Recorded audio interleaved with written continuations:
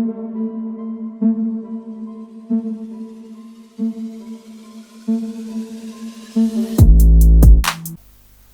आज बच्चों live class की जगह पे ये क्लास मैं आपको दे रहा हूँ। इसमें एक्सेलरेशन की बात करेंगे, बिकॉज कल तक हमने कर लिया था एवरेज वेलोसिटी और एवरेज स्पीड, उससे पहले डिस्प्लेसमेंट, डिस्टेंस सब हो गया था। अब मैं आपको बताऊंगा एक्सेलरेशन क्या होता है, and then will go for uniformly accelerated motion as well as some questions based on non uniformly accelerated motion, acceleration with respect to x, acceleration with respect to time. फिर छोटा मोटा हम लोग बात करेंगे ग्राफ का, बिकॉज ग्राफ का एक अलग लेक्चर करेंगे, और ग्राफ के बाद आज यूनिफॉर्मली एक्सेलरेशन के बारे में डिटेल डिस्कशन करेंगे, जिसमें मोशन अंडर ग्रेविटी भी आएगी। तो acceleration is only defined for velocities, पहली बात आपको जानना चाहिए। Acceleration is only defined for velocities, ये वेलोसिटी के लिए होता है, स्पीड के लिए नहीं होता। और एक्सेलरेशन की डेफिनेशन होती है rate of change of velocity. You know velocity is having direction as well as display magnitude both. तो किसी एक में चेंज एक्सेलरेशन की वजह से हो सकता है और दोनों में चेंज हो सकता है। ए होता है dv/dt एज पर डेफिनीशन, और डिफरेंशिएशन मैं बता चुका हूँ, स्लोप होता है, और किसका स्लोप, v और t यहाँ दिया हुआ है, vt का। तो अगर मैं थोड़ा और इसके बारे में डिस्कस करूं, सपोज मेरे पास एक वेलोसिटी टाइम ग्राफ है, इसमें ग्राफ अगर ऐसा है और P पॉइंट पे मुझे एक्सेलरेशन चाहिए, तो I have to find out its slope at P। So acceleration at P is equal to dv/dt, slope at vt graph.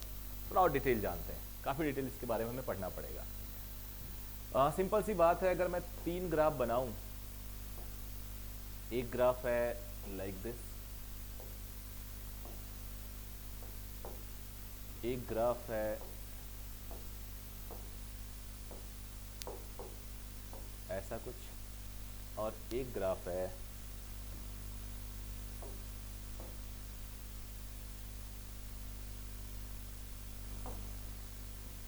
ऐसा कुछ, ऐसा कुछ, ऐसे। तो यहाँ पे मैं मैक्सिमम बच्चों को कंफ्यूज करवा सकता हूँ।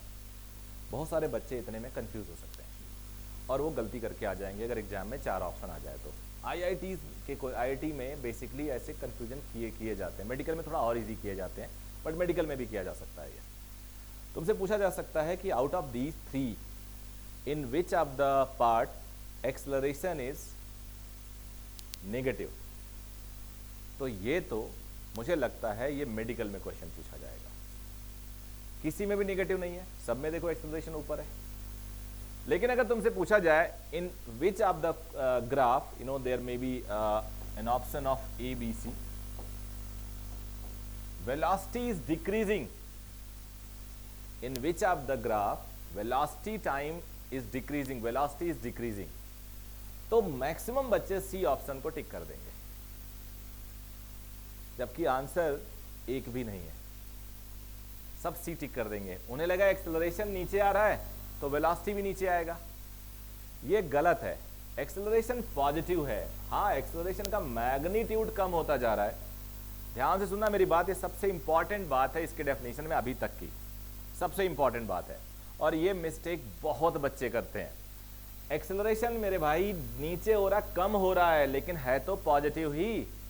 मान लो यहाँ पे इसकी वैल्यू है 8 मीटर पर सेकेंड, सपोज पर सेकेंड स्क्वायर, यहाँ पे आके इसकी वैल्यू 4 है, यहाँ पे आके इसकी वैल्यू हो गई 2। तो 8 मीटर पर सेकेंड स्क्वायर का मतलब होता है, इसका मतलब होता है जनरली अगर हम रफली v/t लिख लें तो मीटर पर सेकेंड होता है, यानी कितने मीटर पर सेकेंड एक सेकेंड में चेंज हुआ। तो यहाँ पे जब बॉडी है तो उसकी velocity 8 metre per second change हो जा रही है एक सेकेंड में, यानी एक्सेलरेशन पॉजिटिव है तो बढ़ जा रही है। हर सेकेंड में it is increasing by 8 metre per second. So if it is at 4 metre per second, it becomes 12 metre per second in next second. यहां जब है, so the rate of increment is now 4 instead of 8। तो अब 1 second में वो 4 second बढ़ जा रहा है, 4 मीटर पर सेकंड बढ़ जा रहा है, तो बढ़ भी रहा है, यानी पॉजिटिव ही हो रहा है। अगर 4 है तो 8 हो जा रहा है, 8 है तो 12 हो जा रहा है। Here it is 2 only, so every second velocity is increasing by 2 metre per second. So in any case, in none of the case, velocity is going to be negative or velocity is going to be decreased. It is not decreasing, it is increasing, though the rate of increment is less. Here the rate of increment is rising, here the rate of increment is constant. So I hope you understand. Here acceleration is increasing, but it is positive. Positive means velocity increases. Here acceleration is constant, but it is positive, and positive means velocity increases. Here acceleration is decreasing, but it is positive, and positive means velocity is increasing only. I hope it is clear now. Now let's see the fourth graph. यहाँ पे क्या होगा? If acceleration is like this, you know, it is of 2 seconds suppose. Graph में काफ़ी detail बताऊंगा, ये 0, तो यहाँ पे 2 केसेस बनते हैं, t is equal to 0 second to t is equal to 2 seconds. Acceleration is positive, although it is decreasing, velocity increases. Velocity increase करेगी यहाँ तक. After 2 seconds,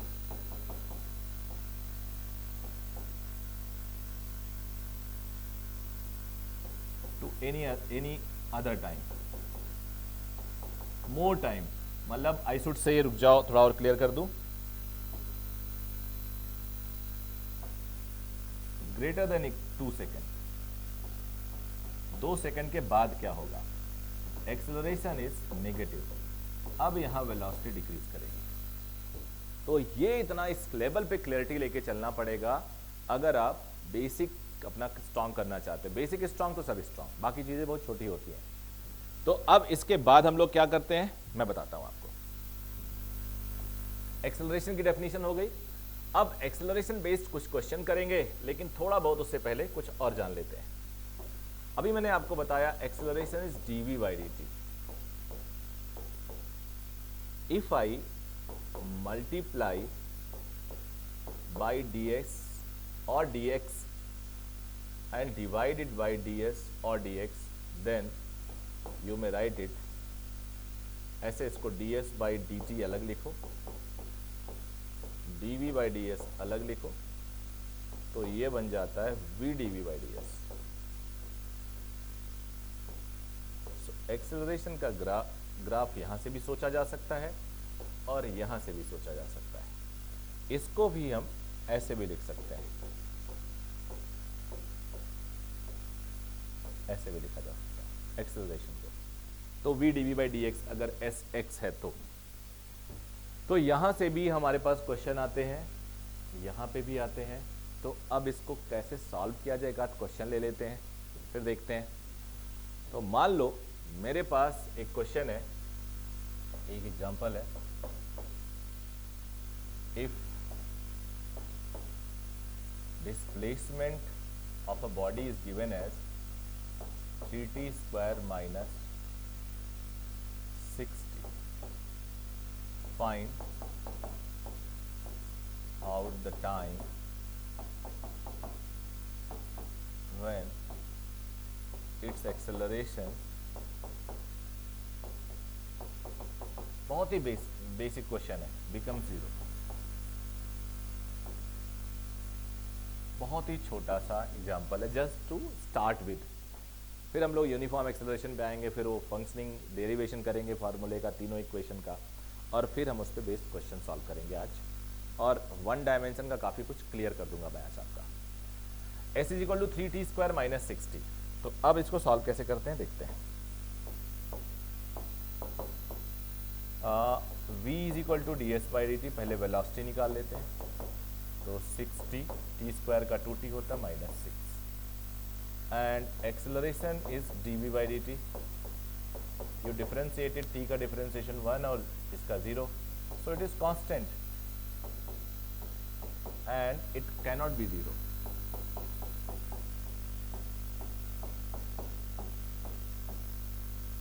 Yes, velocity can be 0. Velocity can be 0.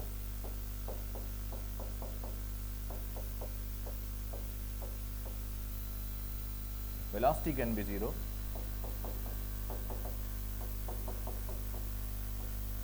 ये हो सकता है, but acceleration can not be zero.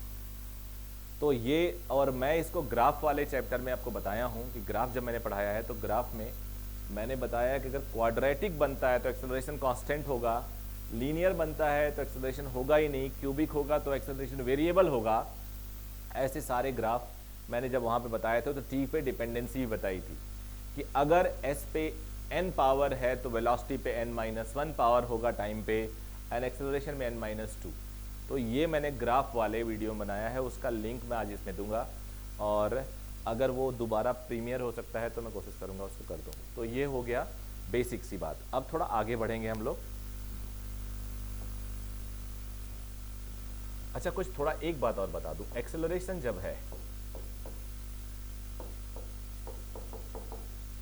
तो magnitude of velocity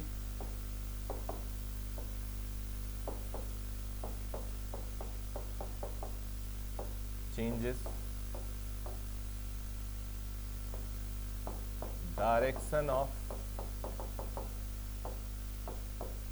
velocity changes, and both can happen at the same time। तीनों में से कुछ भी हो रहा है तो समझ लो एक्सेलरेशन है। अगर एक्सेलरेशन तीनों में से कोई एक चीज़ भी है तो है, अगर तीनों नहीं है तो वो एक्सेलरेशन नहीं है। फिर मैं इसको सेव कर रहा हूँ सो दैट अगर लाइट चली जाती है तो दिक्कत ना हो। कल दिक्कत आ गई थी पिछले लेक्चर में।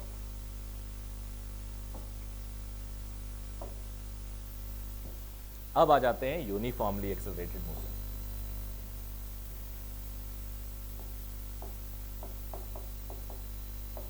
Uniformly accelerated motion. ये यूनिफॉर्मली एक्सेलरेटेड मोशन क्या होता है?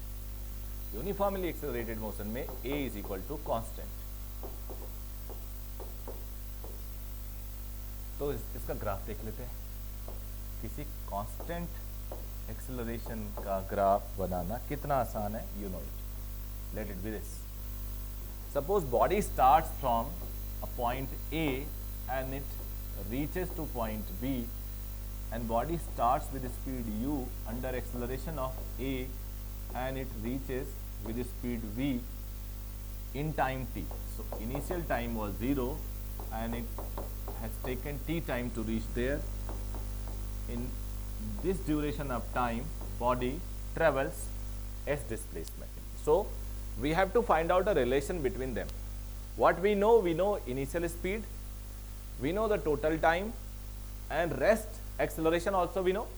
Rest we have to calculate. What we have to calculate? Velocity and displacement. Two things in terms of time, and which because time and acceleration, and of course initial speed. So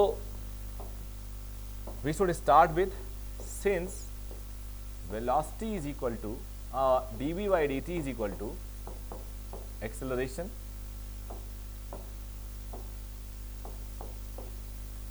and so we can write dv is equal to a dt. Let us integrate. A is uniform, so you may take it out. When time was 0, velocity was u. When time is t, velocity is v. So integration of dv is v. We have to put limit. dt is t, we have to put limit.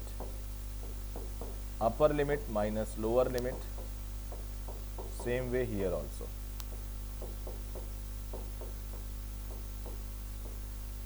This is the equation of Newton's equation of motion, and it's the first equation, and it is very, very important. We use directly, never use to derive again. We can use it directly.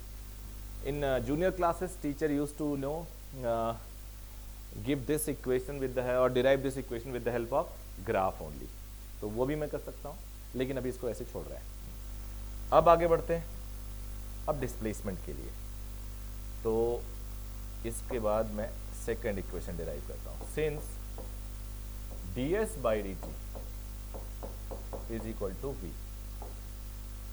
ds by D T is equal to V, so we may write ds is equal to V D T, but v is not uniform, v depends on u and at, तो ये हो जाएगा u plus at dt, तो ds becomes u dt plus at dt. This integration is very important. ds का integration जब time t है, t time 0 है तो डिस्प्लेसमेंट 0 है, when time is t displacement is s, so it will become s, और ये u t minus 0 a t square by 2, limit यही हो जाएगा, तो लाइक दिस टी स्क्वायर बचेगा, तो यहाँ से हम लोग लिख सकते हैं s is equal to u t plus half a t square. This is the proof and this is second equation of Newton's equation of motion. First और सेकेंड इंटीग्रेट किया, डिफरेंशिएट किया, जो आपने बेसिक मैथमेटिक्स में पढ़ा. पहला equation important है, दूसरा और इंपॉर्टेंट है, तीसरा देख लेते हैं, तीसरा देखते हैं. तो थर्ड इक्वेशन डिराइव कर लेते हैं. थर्ड इक्वेशन क्या है? थर्ड इक्वेशन है v और u और डिस्प्लेसमेंट में एक relation. So since dv v dv by ds is equal to a, थोड़ी देर पहले देखा v dv is equal to a ds. Out of it you know v is variable, a is constant. When displacement is 0, initial speed is u. When displacement is s, speed is v. So v dv का integration होता है v square by 2. Limit we have to put a s और limit put करना होगा, तो 2 उधर चला जाएगा, v square minus u square is equal to 2as. तो इसको अगर मैं थोड़ा सा रीअरेंज कर लेता हूं,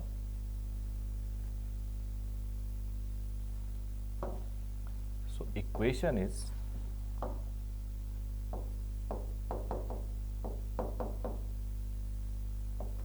these three equations are very very important, very very important. And basically यहीं से स्टार्ट होता है, मोमेंटम स्टार्ट होता है.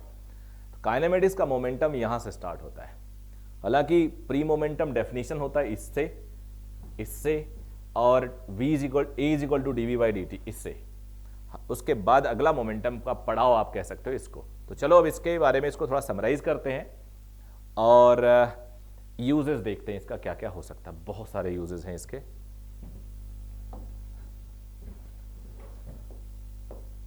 तीनों इक्वेशन, इसे हम कहते हैं न्यूटन्स इक्वेशन ऑफ मोशन.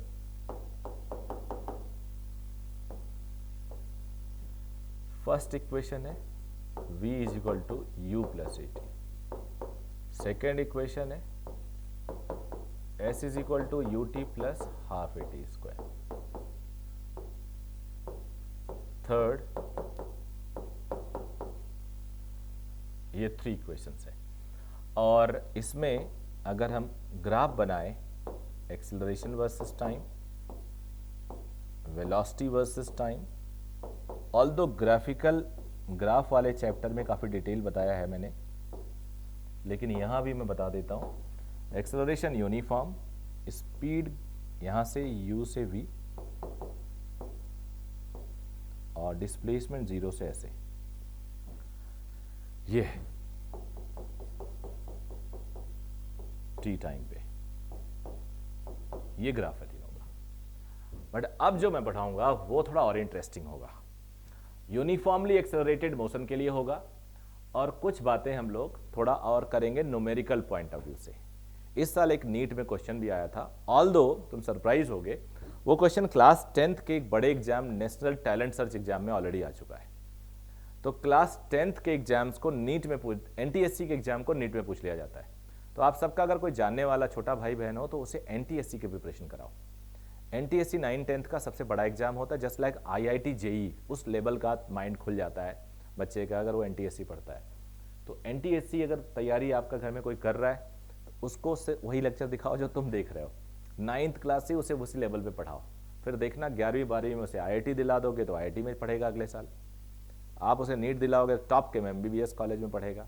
उसके बाद अगर आपको चाहिए कि वो IAS बने, UPSC में जाए या कैट क्वालिफाई करके IIM अहमदाबाद में जाए, तो वहाँ भी चला जाएगा, बिकॉज इस लेवल पे वो कॉम्पिटिटिव एग्जाम होता है। तो अब मैं आपको बताने वाला हूँ एक सबसे इंपॉर्टेंट इक्वेशन, और वो है displacement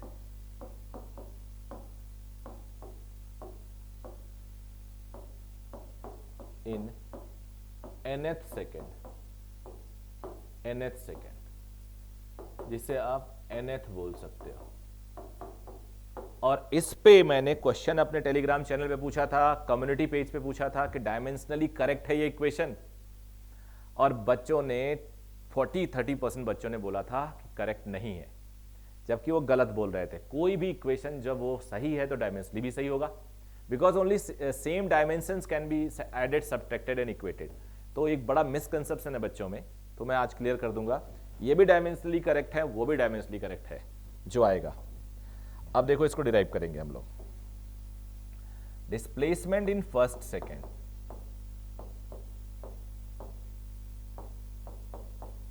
in first second S1 होगा। Displacement in second S2 minus S1 होगा। इसको ऐसे समझते हैं, थोड़ा और क्लियर करते हैं। कोई बॉडी 1 सेकंड में चलती है इतनी, 1 सेकंड में, सपोज करो ये डिस्प्लेसमेंट है।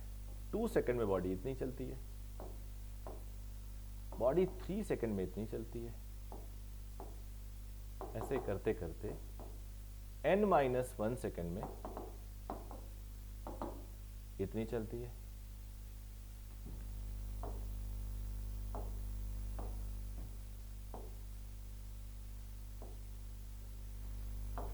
n-1 में बॉडी n सेकंड में इतनी चलती है, सपोज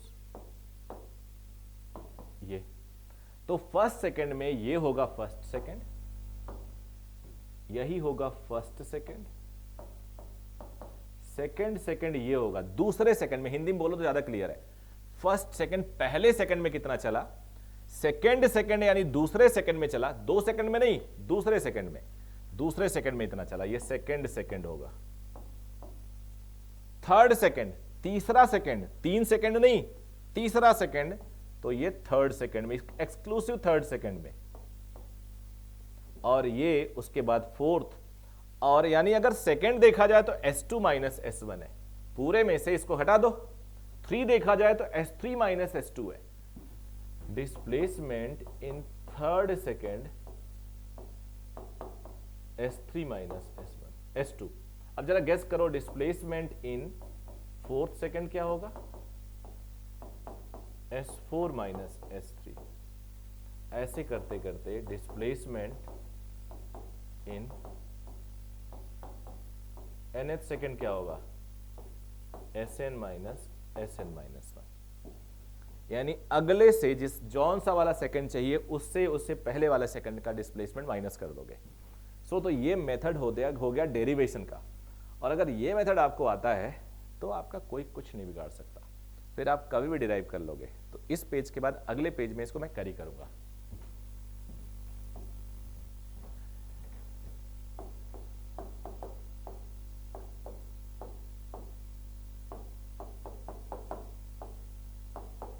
nth सेकेंड, ऐसे कोई 5th, 9th, 10th कर ले, आप डिराइव कर सकते हो।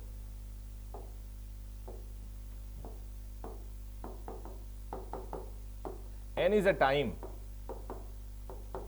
तो ut un plus half an square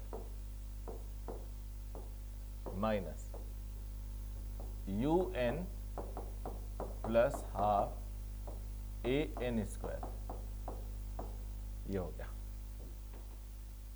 अब अगर देखा जाए तो यहां 1 एक टाइम है, जिससे भी मल्टीप्लाई होगा उसका कुछ नहीं बिगाड़ेगा, कोई चेंज नहीं लाएगा। और यही 1 के चक्कर में बच्चे कंफ्यूज हो जाते हैं। 1 इज देयर बट हिडन है, 1 से मल्टीप्लाई करोगे तो that things will remain same. तो इस 1 को मैं फॉर टाइम बीइंग तुम्हारे लिए, मैं इस 1 को थोड़ा कलर चेंज कर देता हूं। ग्रीन कलर तो मुझे लगता दिखेगा नहीं, ब्लू कलर भी मुश्किल है, चलो फिर भी ब्लू कलर कर देता हूँ।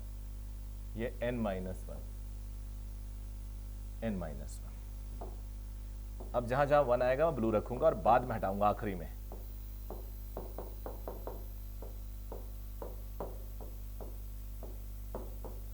अभी इसको रखूंगा।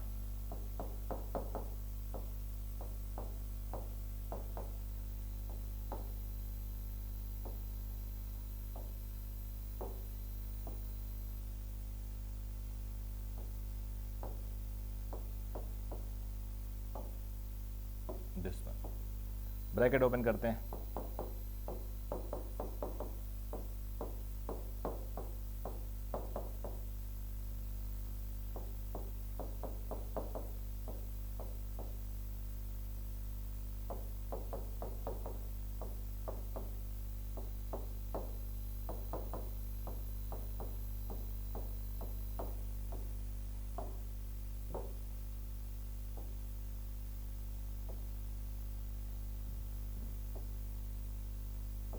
ये हो गया, देखते हैं कुछ कट हो रहा है। un गया, हाफ an² गया। What is left for us? u plus half a minus an into 1. If I take half a out,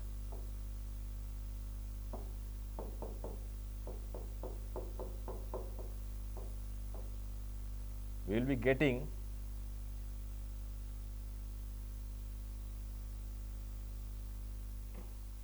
minus sign, minus minus plus. Here it will be negative. Sign will change.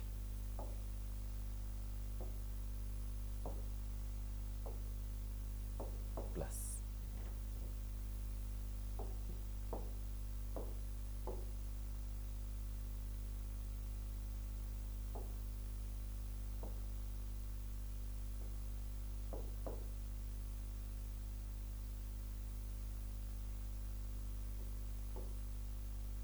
Answer you will get here 2n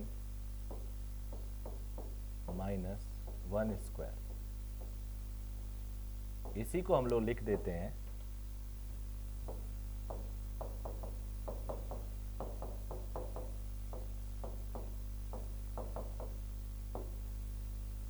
ये लिख देते हैं।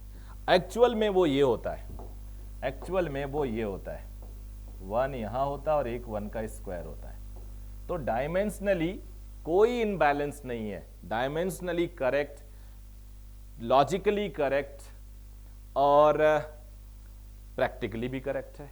तो this one is correct example, correct formula, correct dimensional. तो मैंने इसमें बहुत सारे बच्चों का मिसकंसेप्शन होता है, उन्हें लगता है कि ये मीटर है, ये मीटर पर सेकेंड है, और ये मीटर नहीं है, ये मीटर ही है और यहाँ पर सेकेंड है इंटू 1 सेकेंड। तो डायमेंशनली दोनों करेक्ट है और ये फॉर्मूला भी बहुत ज़्यादा इंपॉर्टेंट है और इसे मैं उतना इंपॉर्टेंट मानता हूँ जितना बाकियों को मानता हूँ। अगर इसको फिर सेव कर दूँ मैं,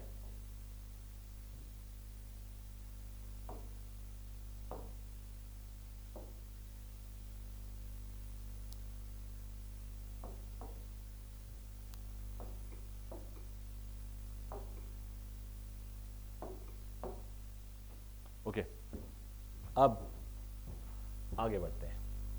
अब इन चारों इक्वेशन का यूसेस करेंगे हम लोग।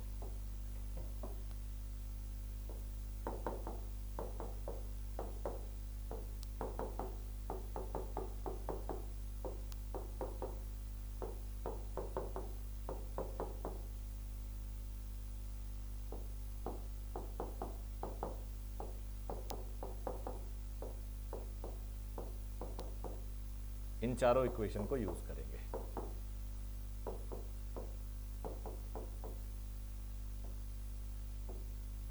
एक एग्जांपल लेके करते हैं। If acceleration, if a body starts with initial speed, velocity of u under acceleration of alpha t, where alpha is constant and t is time. Its velocity after time t is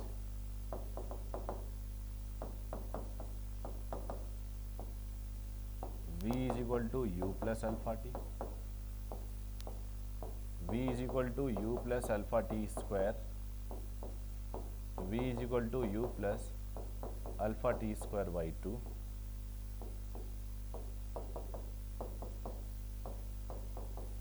Which of the following is correct? ये आपको बताना है. सब लोग इसको सोचो कि क्या इसमें करेक्ट हो सकता है, और एक कंक्लूजन पे ले लो. वीडियो को रोक दो क्योंकि मैं नहीं रुक पाऊंगा इतना.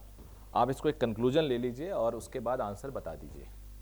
तो मोस्ट ऑफ द स्टूडेंट जिनका कॉन्सेप्ट बिल्कुल क्लियर नहीं होता वो इसको बता देते हैं, क्योंकि उन्हें लगता है कि ये फॉर्मूला वैलिड है. This formula is valid only when A is constant, and here A is not constant. Here A is alpha t, and it is not constant because it depends on time. If you put time is equal to 0, your acceleration will be 0. Time is equal to 1, acceleration will be alpha. 2 तो 2 alpha, 3 तो 3 alpha. बदल रहा है, हर वक्त बदल रहा है. तो ऐसे केस में ये फार्मूला लगेगा ही नहीं. लगेगा क्या? Since dv by dt is equal to A, which is alpha t here, so dv is equal to alpha t dt. जो बेस फार्मूला वो लगेगा. अब इंटीग्रेट कर लेते हैं. Alpha is a constant, take it out. जब 0 time है तो स्पीड u है, t टाइम बाद स्पीड v हो जाता है, तो dv का इंटीग्रेशन v लिमिट रख देंगे, t dt का t स्क्वायर बाई 2 लिमिट रख देंगे. तो बेटा ये हो जाएगा v minus u is equal to alpha t square by 2. उसको सॉल्व करने पे ये आता है. So this should be the right answer and this should be the wrong. बहुत छोटी सी बात थी, लेकिन ये गलतियां अक्सर हो जाती हैं बच्चों से. तो यहां पे आपने करेक्ट कर लिया. अभी बहुत सारी बातें हैं इस पे, तो एक एक करके डिस्कस करते हैं. अब आगे आते हैं. इसको आप स्क्रीनशॉट ले सकते हो और इसको मैं टेलीग्राम चैनल पे पूरा का पूरा लेक्चर डाल भी दूंगा. आगे आते हैं, और आगे है nth वाला इक्वेशन, या since we know s is equal to ut plus half at square, if u is equal to 0, जहां पे हम कहते हैं body starts from rest,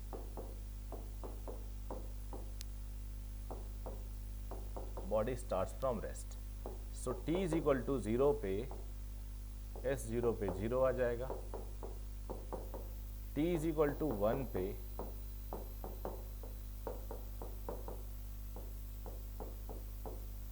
t is equal to 2 second पे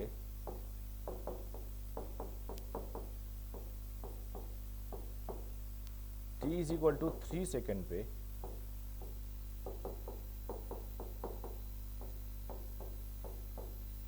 एंड सिमिलरली n सेकेंड पे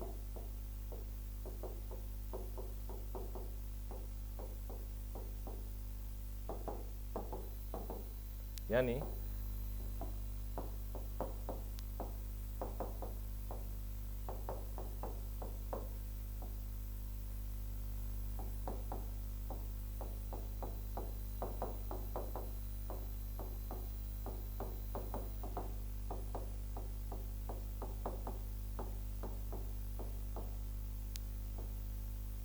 ये होता है 1 square is to 2 square is to 3 square is to n square.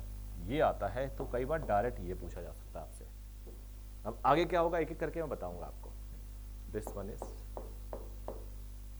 Something important for you. Direct मिलते हैं इसके क्वेश्चंस. अब अगले पे यूज करता हूं मैं. तो इसको भी आप स्क्रीनशॉट ले सकते हो, स्क्रीन रोक भी सकते हो. नाउ nth,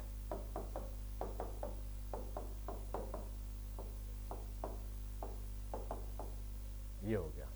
अब यहां पे u0 ले लिया जाए और n इज इक्वल टू 1, तो फर्स्ट सेकेंड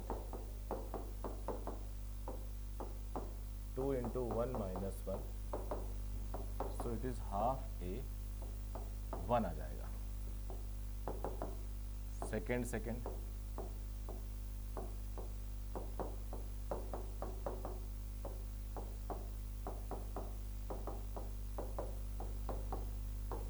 3, सो 1 के बाद 3 आया.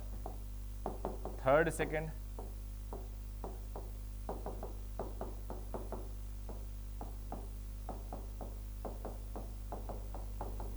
6 minus 1 5 आया. तो अगर पैटर्न देखो 1 3 5 देन 7 आने वाला है, और nth अगर मैं लिखता हूं n is equal to n,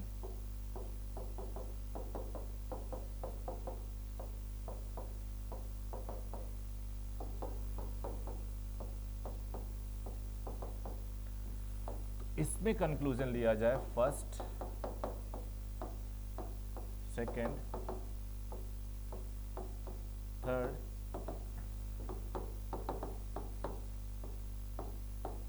nth, तो आएगा 1:3:5:7:2n-1. तो ये रिलेशन भी डायरेक्टली आप सबको पता होना चाहिए.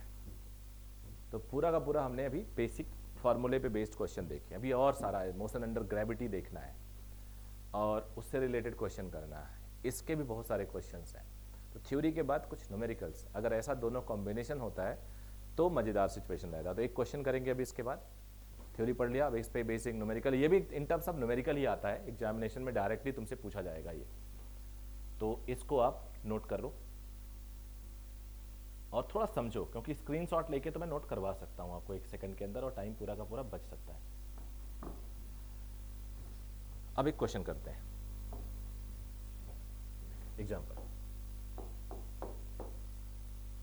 एक कोई ट्रेन है, इसको मैं लिख दे रहा हूं ऐसे. एक ट्रेन एक पोल है,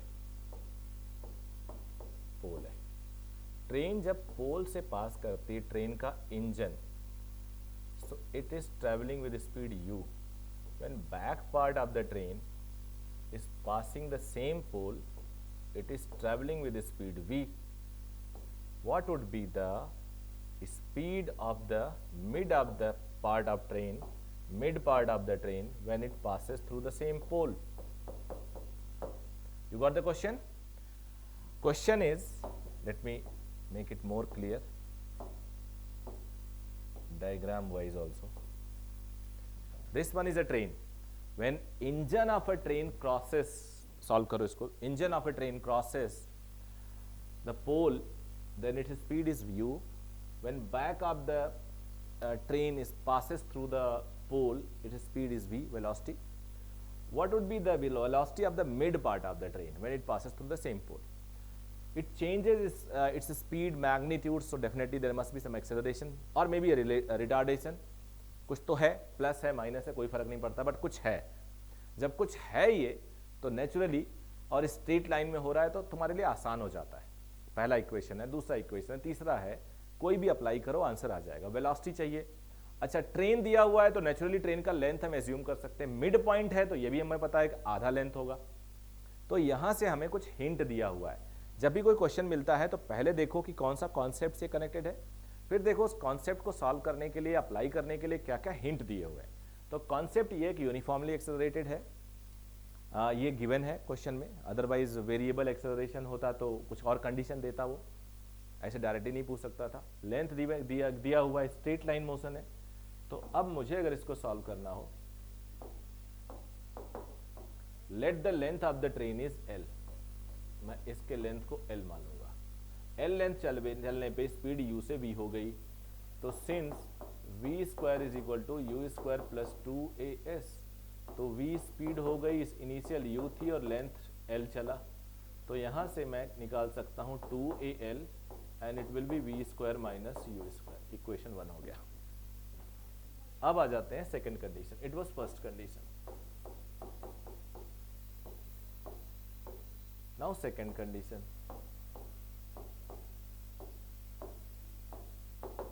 सेकेंड कंडीशन कह रहा है जब मिड पार्ट चलेगा तो कितनी स्पीड होगी वहां पे. l/2 लेंथ चल चुका है ट्रेन, अब ये इनिशियल पॉइंट u स्पीड से था, तो l/2 चलने पे कितनी स्पीड होगी, again since v square is equal to u square plus 2as, v1 square u is u and length is l by 2. So now replace the value of 2al here. It is u square plus 2al upon 2 u square plus v square minus u square upon 2. LCM ले लो 2 u square plus v square minus u square, ये बन गया u square plus v square by 2. किसकी value है ये? v1 square की. तो v1 square की वैल्यू इतनी हो गई. अब यहां से तुम v1 निकाल सकते हो.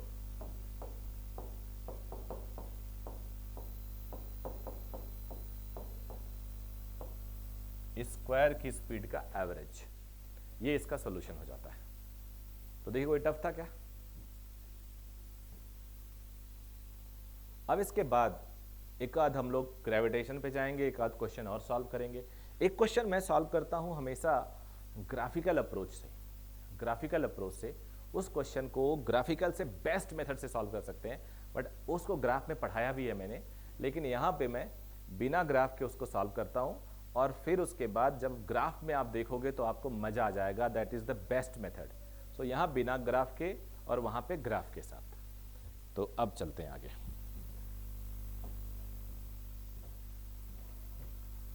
Example,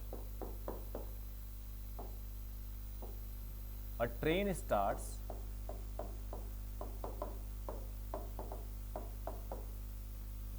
with acceleration alpha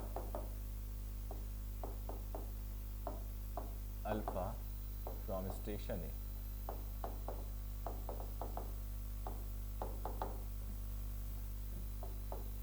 towards station B. We are assuming straight line motion under uniform acceleration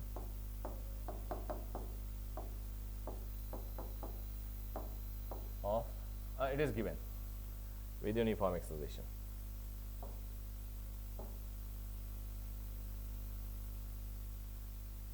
After some time,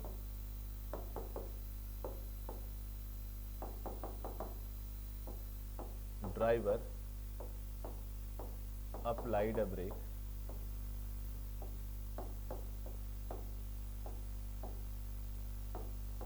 produces uniform retardation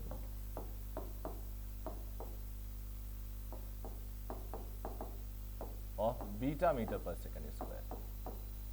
Of course SI unit है. And finally reaches to B if time taken by the train is t,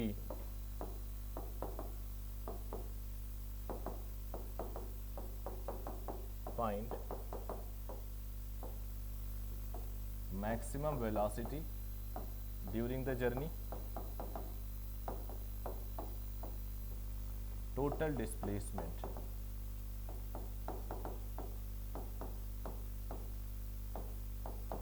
between a and b. दो question है, इसको graph से with in second solve किया जाता है. But जब हम लर्निंग प्रोसीजर पे होते हैं ना, तो we have to apply all the methods so that you just become stronger and stronger day by day.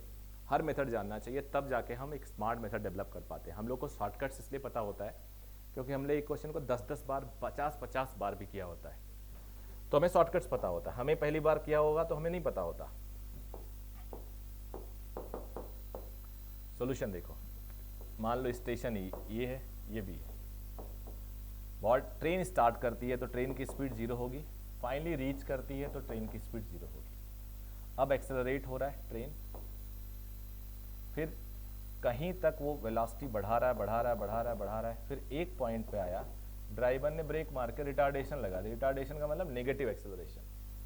Retardation का मतलब क्या होता है? Negative acceleration. Retardation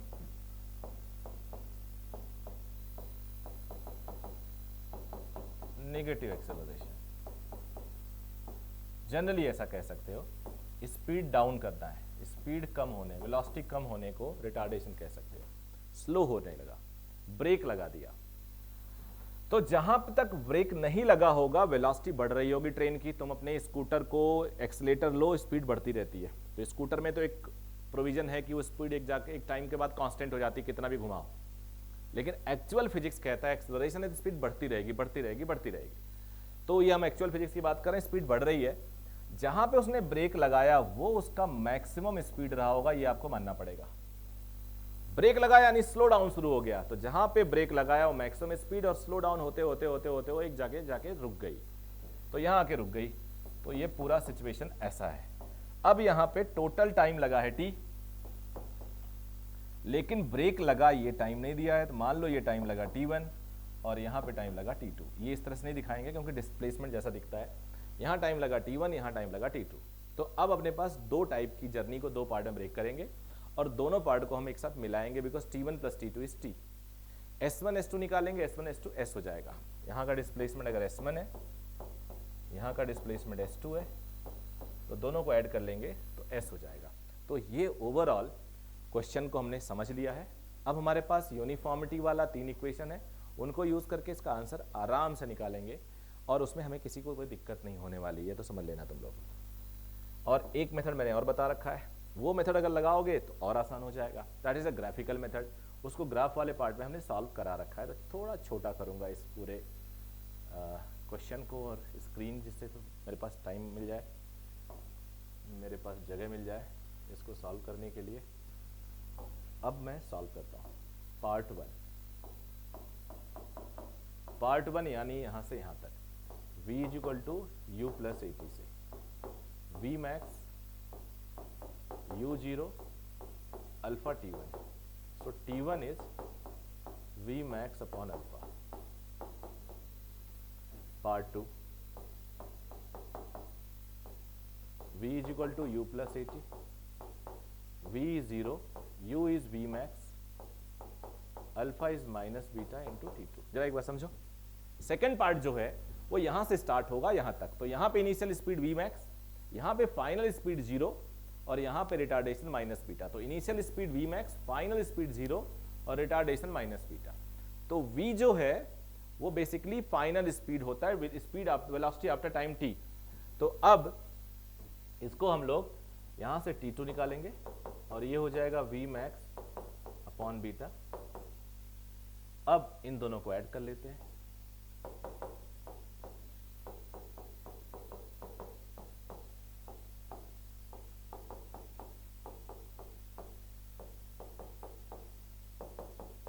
take v max out 1 by alpha, तो v max अल्फा बीटा,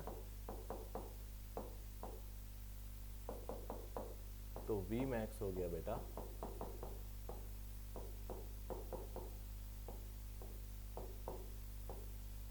ये answer आ गया। तो हमने पार्ट 1 कर लिया, पार्ट 2 भी कर लेते हैं। कुछ नहीं किया, एक बार हमने यहां से यहां तक का जर्नी ली, एक बार यहां से यहां तक की जर्नी ली, पार्ट 2, और दोनों को ऐड कर लिया, we got the maximum. Graph से और थोड़ा जल्दी हो जाता है। अब पार्ट 2 करते हैं। पार्ट 2 के लिए मैं व्हाइट कलर ले लेता हूं।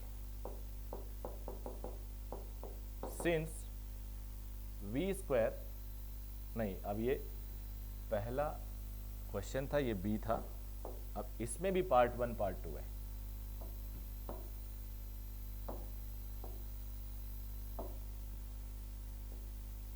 v square is equal to u square plus 2as, v है v मैक्स, क्योंकि देखो यहां v मैक्स हो गया है,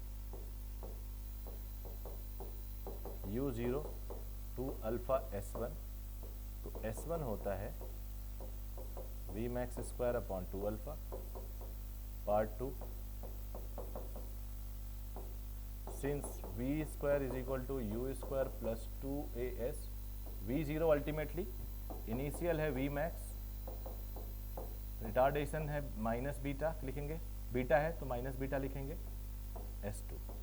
s2 आएगा v max square upon 2 beta.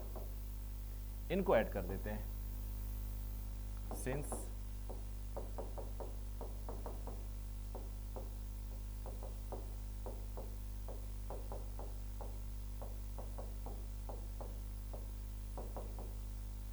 तो यहाँ से V max upon 2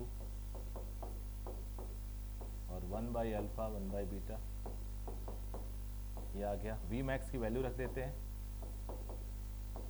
alpha beta alpha plus beta into T का square into alpha plus beta alpha plus beta, I am sorry नीचे अल्फ़ा बीटा होगा,